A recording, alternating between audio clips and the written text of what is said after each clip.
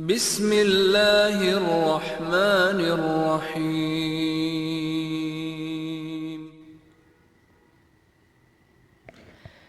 پیارے دوستو، اگر اسلام سے پہلے عرب کے زمانے کی بات کر لی جائے تو عرب حضرت ابراہیم علیہ السلام کے دیے ہوئے مسلک توحید سے ہٹ چکے تھے، اور ان میں مشرکانہ عقائد اور دیگر مذاہب نے کافی مقبولیت حاصل کر لی تھی۔ ان میں توہم پرستی بھی جڑ پکڑ چکی تھی۔ وہ بات بات سے نیک اور بد شگون لیتے تھے اور برے شگون سے بچنے کے لیے کاہنوں کی خدمات حاصل کرتے تھے۔ اس طرح کاہنوں کا طویل ٹوٹکے کا کاروبار خوب چمکا ہوا تھا۔ وہ بھوت پریت پر بھی ایمان رکھتے تھے۔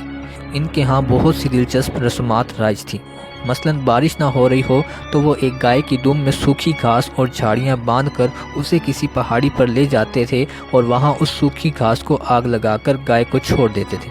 بیچاری گائے آگ کی وجہ سے ادھر ادھر بھاگتی تھی تو وہ سمجھتے تھے کہ آسمانی بجلی کو اس کی طرف دیکھ کر رشک آئے گا اور وہ بادلوں کو لے کر آب موجود ہوگی اور بارش برسائے گی۔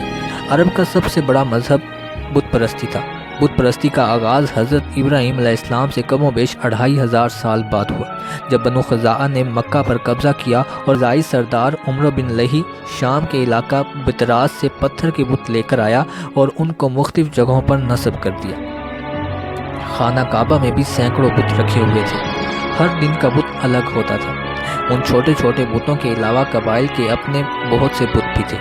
قبیلہ حذیل والے سوا کی پوجا کرتے تھے۔ مزجہ اور جرش والوں کا بت یغوث تھا۔ ہمدان والے یعقوب کے پرستار تھے، اور اسی طرح بنو کلب ود کے عابد تھے، اور نصر بنو حمیر کا معبود تھا۔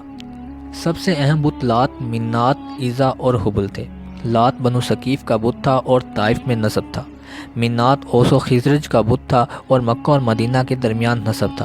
اہل مدینہ کے نزدیک حج کی تکمیل اس وقت تک نہیں ہوتی تھی جب تک کہ اس کی پوجا نہ کی جائے۔ عزا بنو سلیم اور بنو غطفان کا بت تھا اور قریش بھی اس کے معتقد تھے۔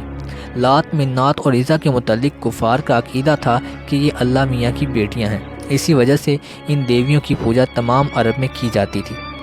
ان سب بتوں سے بڑا حبل تھا، جس کو خانہ کعبہ کی چھت پر نصب کیا گیا تھا۔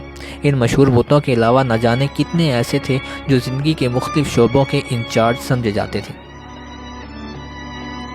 ان کی بت پرستی اور توہم پرستی کے بعض نہایت مضحکہ خیز پہلو بھی مورخین نے بیان کیے ہیں۔